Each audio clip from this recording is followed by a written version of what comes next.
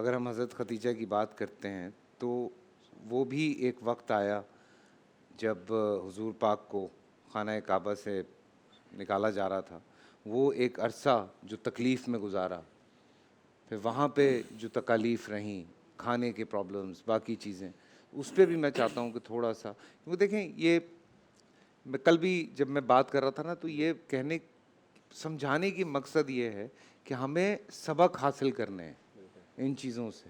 ہمیں انڈرسٹینڈ کرنا ہے. آج تھوڑے سے حالات خراب ہوتے ہیں تو لوگ ہاتھ پاؤں چھوڑ دیتے ہیں, سو لوگوں کو یہ بھی ذرا ڈسکس کرنا ہے. بسم اللہ الرحمن الرحیم.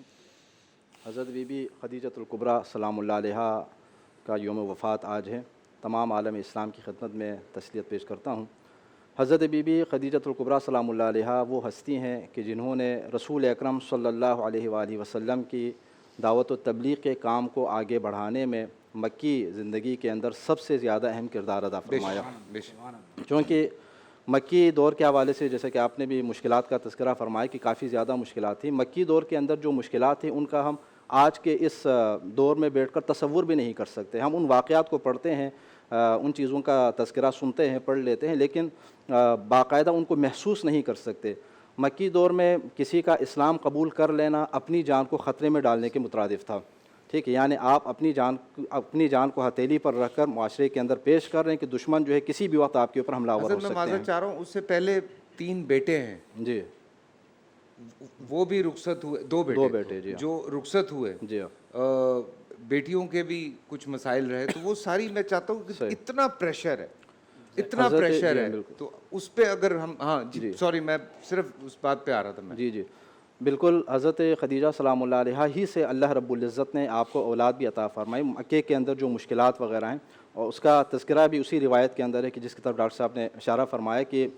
حضرت بی بی عائشہ رضی اللہ عنہا سے یہ روایت ہے کہ جس میں ارشاد فرمایا نا کہ حضرت خدیجہ کا آپ زیادہ تذکرہ فرماتے ہیں, تو اس وقت آپ نے یہی ارشاد فرمایا تھا کہ خدیجہ نے اس وقت میری مدد کی جب سارے لوگ مجھ سے دور بھاگ رہے تھے, کوئی مدد کرنے کے لیے تیار نہیں تھا, کوئی میرا ناصر و مددگار نہیں تھا. حضرت خدیجہ کے مال نے اسلام کی نصرت میں بھرپور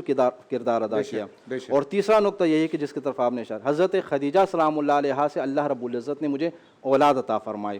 اب اولاد میں یہ 2 بیٹے تو ظاہر اللہ رب العزت کی مصلحت یہ تھی کہ بچپن میں فوت ہو گئی, حضرت طاہر علیہ السلام, حضرت قاسم علیہ السلام, لیکن حضرت بی بی فاطمہ الزہرا سلام اللہ علیہا باقی رہیں, اور آپ ہی کے ذریعے اللہ رب العزت نے حضور اکرم کی نسل کو آگے رکھا اور آپ کی اولاد جو ہے وہ آگے بڑھے. اہل بیت اطہار علیہ السلام کا تذکرہ, آپ آل رسول کا تذکرہ جو سنتے تو آل رسول صلی اللہ علیہ وآلہ وسلم کا جو سلسلہ آگے بڑھا ہے جناب خدیجۃ الکبریٰ سلام اللہ علیہا کے سلسلے سے ہیں. تو مکہ مکرمہ کے اندر جو مشکل حالات ہیں, اب ان مشکل حالات میں جناب خدیجہ کا جو مال لوگوں کے کام آ رہا ہے, کہاں کہاں پر کام آ رہا ہے, اس کے حوالے سے میں 1-2 نکات آپ کے سامنے بیان کر لوں. دیکھیں 5 اور 6 ہجری میں مسلمان مکہ مکرمہ کے اندر کفار قریش کی سختیوں کی وجہ سے, ان کی رکاوٹوں کی وجہ سے تنگ آ کر رسول اکرم صلی اللہ علیہ وسلم سے اجازت لیتے ہیں اور حبشہ کی جانب ہجرت فرماتے ہیں. یہاں پر مورخین بیان کرتے ہیں کہ حبشہ جب یہ جا رہے تھے تو ظاہر ہے ان میں زیادہ تر ایسے افراد ہیں کہ جن کے اپنے پاس کوئی مال و متاع. حضرت خدیجہ سلام اللہ علیہا کا مال یہاں پر زاد سفر کے طور پر ان کے کام آ رہا ہے. مہاجرین کے کام جو آ رہا ہے وہ زاد سفر کے طور پر یہاں پر کام آ رہا ہے. 5 ہجری میں بعثت کے 5ویں سال بھی اور بعثت کے 7ویں سال بھی. اور شیب ابی طالب کے اندر آپ دیکھ لیجئے کفار قریش کی جانب سے مکمل طور پر آپ کا جب بائیکاٹ کیا گیا تو وہاں پر حضرت خدیجہ سلام اللہ علیہا ان مشکل حالات کے اندر آپ کے ساتھ موجود ہیں. اب یہاں پر اس کو ہم آج کے دور میں اس تناظر میں اگر دیکھیں کہ حضرت خدیجہ وہ ہستی ہیں کہ جو ملکۃ العرب کہلاتی ہیں. آپ کا مال و متاع جو ہے پورے قریش کے اندر سب سے زیادہ ہے. ہزاروں کی تعداد میں آپ کے اونٹ ایسے تھے کہ جو تجارتی سامان لے کر یمن کی جانب جاتے تھے اور شام کی جانب, یعنی ایک بھرپور آسائش کے ساتھ زندگی گزارنے والی خاتون رسول اکرم صلی اللہ علیہ وآلہ وسلم کے اعلان نبوت کے بعد ان مشکلات کا شکار ہو جاتی ہیں, لیکن ان اپنی آسائشوں کو یاد کرنے کے بجائے مشن رسول صلی اللہ علیہ وآلہ وسلم کو آگے بڑھانے میں آپ یہ ساری سختیاں برداشت فرماتی ہیں. یہ جناب خدیجۃ الکبریٰ سلام اللہ علیہا کی ذات گرامی ہے. اور آپ نے ان مشکل حالات میں جو آپ کا ساتھ دیا تھا, بعد میں آپ جو اکثر حضرت خدیجہ سلام اللہ علیہا کو یاد فرماتے تھے, اس کا سبب یہی تھا چونکہ بعد میں اسلام کی تبلیغ, اسلام کو فروغ ملنے کے بعد, بہت سارے لوگوں کے دائرے اسلام میں آنے کے بعد اگر مزید لوگ اگر آ جاتے ہیں تو ان کی اپنی عزت اور احترام ان کا یقیناً ہے، لیکن پہلے جو سابقون ہیں اور جو ابتدا میں مشکل دور میں اسلام کے اندر آ کر مشکلات برداشت کر کے اسلام کو فروغ دینے میں ساتھ دے رہے ہیں، ان کے مقام و مرتبے کے وہ برابر نہیں ہو سکتے۔ تو جناب خدیجۃ الکبریٰ سلام اللہ علیہا اس زمانے میں رسول اکرم کا ساتھ دے رہی ہیں، اور یہی وجہ ہے کہ 10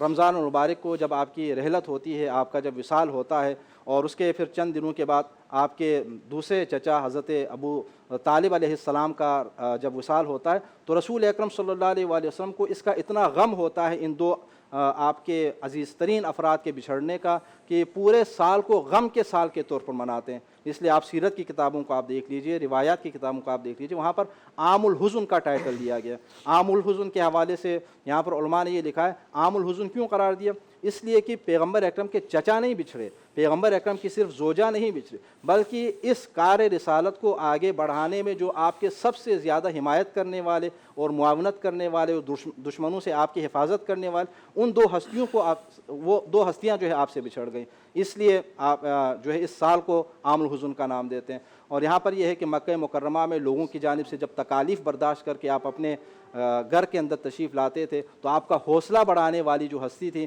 وہ جناب خدیجۃ الکبریٰ سلام اللہ علیہا تھی۔ اس وقت جب جناب خدیجہ سلام اللہ علیہا کے الفاظ اور ان کے حوصلہ مند جملوں کو جب آپ سن لیتے تھے، تو آپ ایک نئے عزم کے ساتھ دوبارہ تبلیغ کرنے کے لیے مکہ مکرمہ کے اندر قریش کے سامنے جاتے تھے۔ اللہ اکبر۔ میں یہی سنتا ہوں نا، جب پڑھتا ہوں تو سوچتا ہوں، ہم ذرا سی پریشانی ہوتی ہے نا، اتنا پریشر لے لیتے ہیں۔ خدا نہ خواستہ اگر بچوں کے حوالے سے ہی ہم بات کریں، جب بچوں کو ہم کسی پریشانی میں دیکھتے ہیں تو ایک ٹراما ہوتا ہے ماں کے اوپر، ایک بہت بڑا ٹراما رہتا ہے۔ میں جانتا ہوں عورتیں ڈر جاتی ہیں آج کے زمانے میں۔ اگر خدا نہ خواستہ ایک عورت ایک بچے کو کھو دیتی ہے چھوٹی عمر میں، تو وہ کس ٹراما سے گزرتی ہے۔ پر ہمیں بہت کچھ پڑھنا ہے، ہمیں جاننا ہے، ہمیں سمجھنا ہے، اور ہمارے سامنے جو مثالیں ہیں اگر ہم انہی سے جانیں، انہی سے سمجھیں، تو ہمارے لیے شاید زندگیاں آسان ہوتی چلی جائیں گی۔ یہ میں اپنی ماؤں بہنوں کے لیے کہہ رہا ہوں۔ اس کے بعد میں تھوڑا سا اگر میں اس بات کو تھوڑا پیچھے لے کے جاؤں گا جیلانی صاحب کی طرف، آج کے زمانے میں جو ایک پریشر ہے عورتوں کے اوپر، اور اس زمانے میں حضرت خدیجہ الکبریٰ کی ہم جب بات کرتے ہیں یا ان کی ذات پاک کی بات کرتے ہیں، تو وہ جو ہم اگر آج کمپیئر کرتے ہیں تو کس حساب سے اس پہ بات ہوگی۔ لیکن چھوٹا سا بریک سے واپس آتا ہوں، ٹھیک ہے، چھوٹا سا بریک ہے۔